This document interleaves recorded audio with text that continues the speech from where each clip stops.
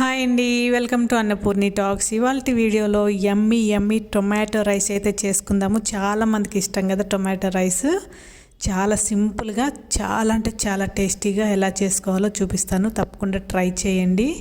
చక్కగా చేసుకుంటే కడుపు నిండా తినొచ్చండి, అంత బాగుంటుంది. సింపుల్ టొమాటో రైస్ అయినా కానీ టేస్ట్ మాత్రం చాలా బాగుంటుంది. ఇప్పుడైతే మనం ప్రాసెస్ ఏంటో చూసేద్దాము. ముందుగా స్టవ్ ఆన్ చేసుకొని ప్యాన్ పెట్టుకొని ఆయిల్ వేసుకోవాలి.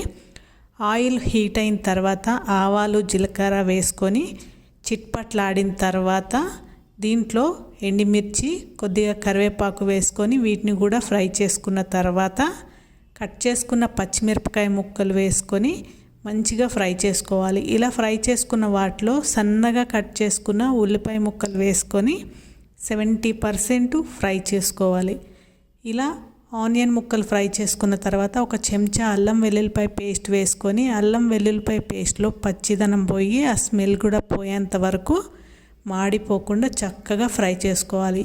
ఇలా ఫ్రై చేసుకున్న తర్వాత టొమాటో ప్యూరీ వేసుకొని ఈ టొమాటో ప్యూరీలో ఉన్న వాటర్ అంతా ఇంకేంత వరకు చక్కగా ఇలా మధ్య మధ్యలో కలుపుకుంటూ ఆయిల్ పైకి తేలే వరకు మనం ఈ టొమాటో ప్యూరీని కుక్ చేసుకోవాలి. ఇలా కుక్ చేసుకున్న తర్వాత ఒక టమాటో ఈ చిన్న చిన్న ముక్కలుగా కట్ చేసుకొని వేసుకొని కొద్దిగా కొత్తిమీర కూడా వేసుకొని ఈ టొమాటో సాఫ్ట్ అయ్యేంత వరకు మనం ఫ్రై చేసుకోవాలి.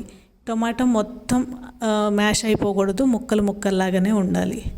అలా ఒక 2 నిమిషాలు ఫ్రై చేసుకున్న తర్వాత తగినంత సాల్టు, కారం, పసుపు, ధనియాల పొడి, జీలకర్ర పొడి, గరం మసాలా పొడి, టమాటో ప్యూరీ వేసుకొని మంచిగా ఇదంతా కూడా ఈ టొమాటో ప్యూరీ అలానే మనం వేసుకున్న టమాటా ముక్కలు ఈ మసాలా అంతా కూడా చక్కగా ఫ్రై చేసుకోవాలి. ఒక 5 నిమిషాల పాటు మనం ఈ విధంగా మధ్య మధ్యలో కలుపుకుంటూ ఫ్రై చేసుకుంటూ ఉండాలి. ఆయిల్ అంతా పైకి తేలి టొమాటోలో ఉన్న పచ్చిదనం ఆ స్మెల్ అంతా పోయేంత వరకు ఇలా మనం కుక్ చేసుకున్న తర్వాత ముందుగానే సాల్ట్ వేసి వండుకున్న అన్నం వేసుకొని చక్కగా కలుపుకోవాలి.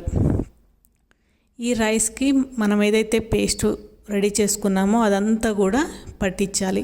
మధ్య మధ్యలో టమాటా ముక్కలు కూడా మనకి తినేటప్పుడు తగులుతూ ఉంటాయి, చాలా బాగుంటాయి. తప్పకుండా మీరు టమాటో రైస్ చేసినప్పుడు ఈ విధంగా ట్రై చేయండి.